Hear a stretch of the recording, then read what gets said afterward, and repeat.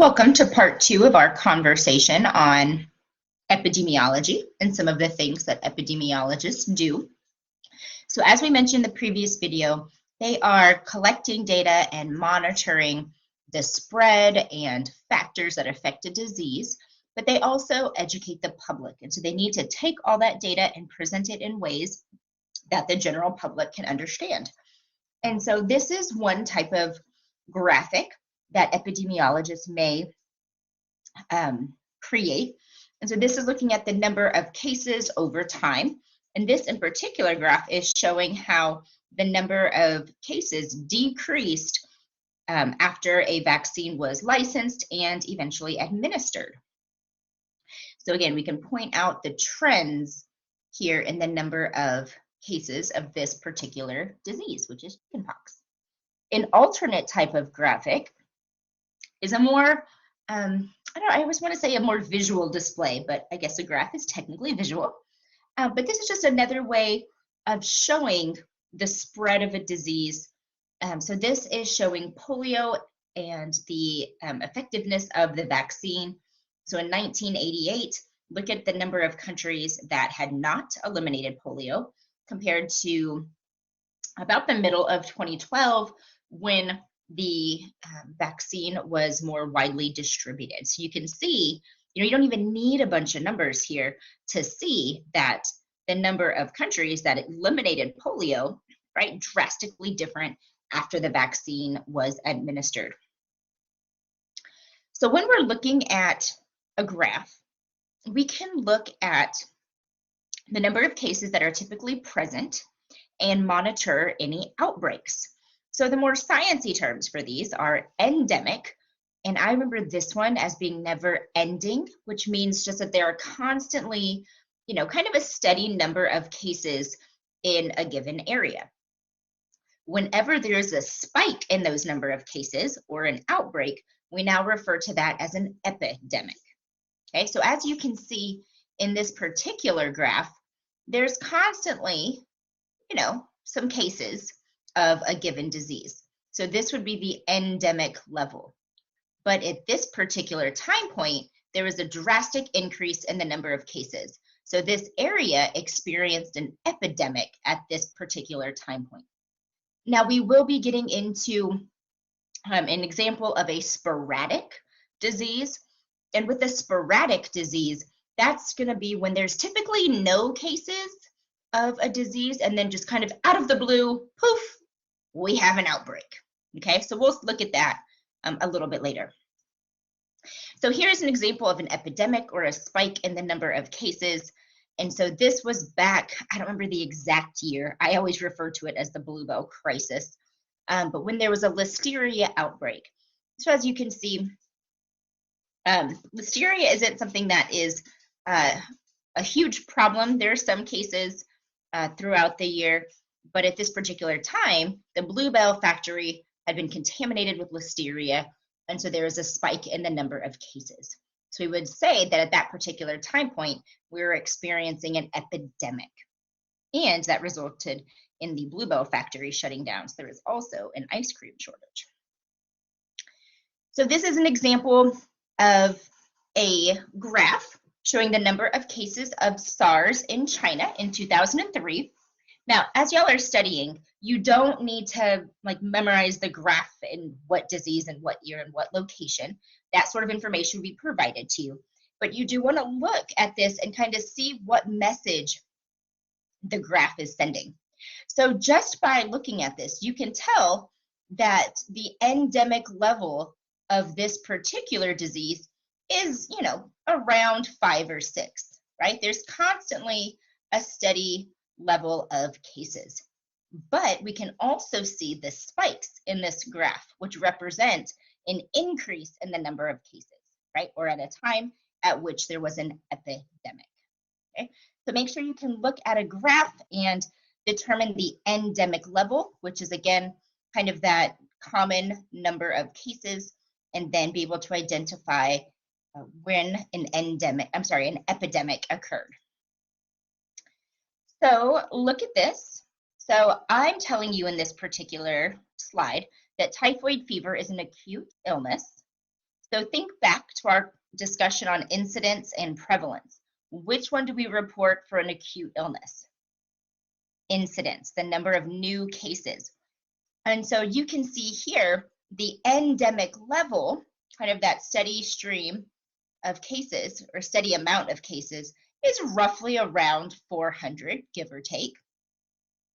And so this area right here, right, that's not a spike in the number of cases. That's kind of about what it normally is.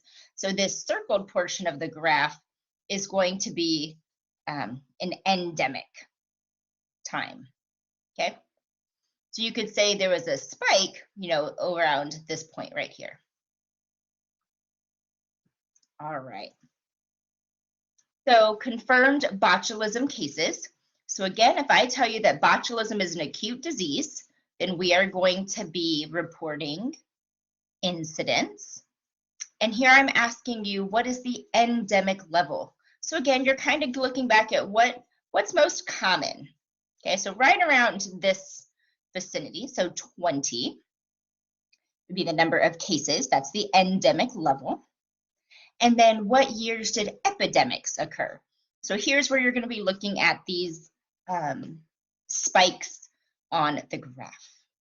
Okay, and so at those corresponding years is when epidemics occurred. Now, just FYI, on an assessment like a true false or something, I'm never going to try and trick you. Like, I would never ask a true false and say botulism is a chronic disease and expect you to know that was a false statement. Okay, that's not the point of this particular material. Okay, if I give you any statements that a disease is acute or chronic, then you can trust me with that information. All right, so let's look at anthrax. I'm sorry, you may need to look at the slide on your PowerPoint because the captions are covering part of this graph. I meant to scooch it up, so I apologize for that. But this is the number of anthrax cases from 1952 until 2002. And if you were to look at this graph, you would see that there was not normally any cases of anthrax. But in 2002, there was a huge spike because that's when somebody had mailed some mail containing anthrax to members of the government. So we went from 0 cases to a spike in cases, almost 30.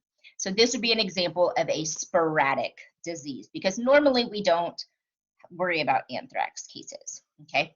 So because suddenly it was a big concern at one moment in one specific location, we say that is considered sporadic. All right, so let's check out this graph. This is about leprosy, which is a chronic disease. So for chronic diseases, we are concerned with both incidence and prevalence. So notice that incidence has remained about the same over the years, but prevalence has drastically decreased. Why might that be? Well, remember, prevalence is looking at new and existing cases.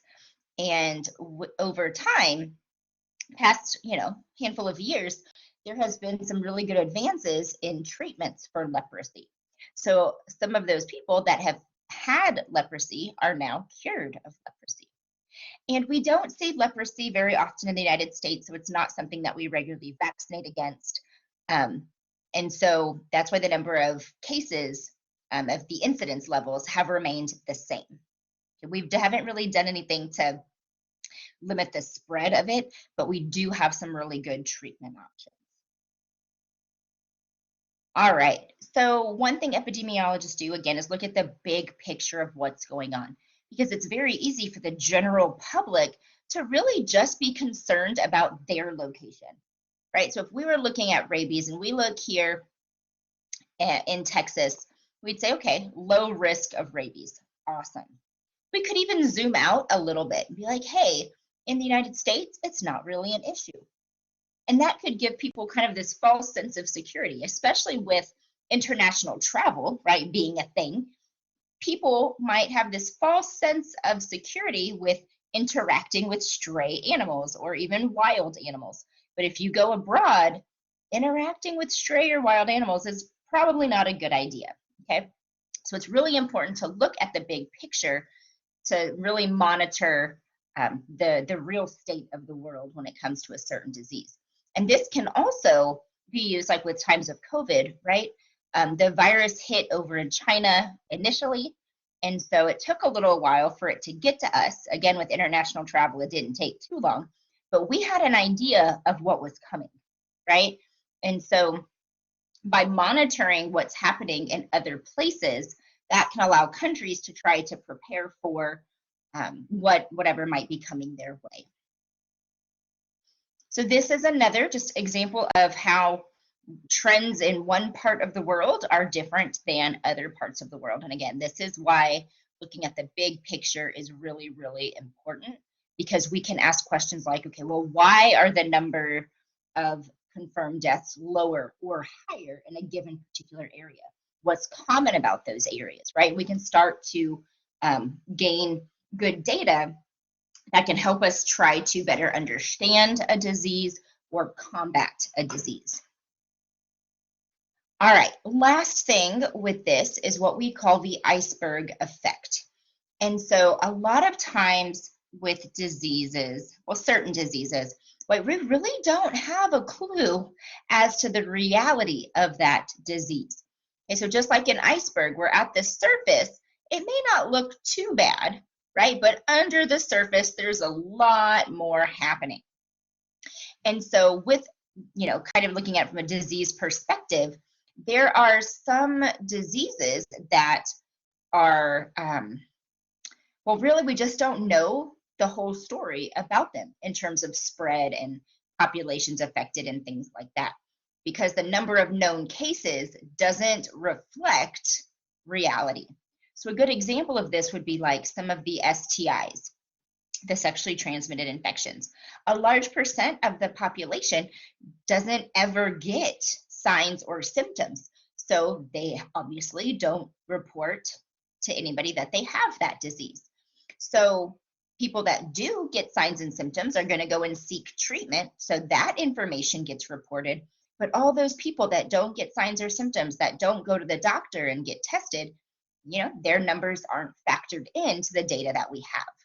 Okay, so again, sometimes reality is just unknown to us. Okay. All right, y'all, that is the end of Unit 3 material. Please let me know if you have any questions. Bye, y'all.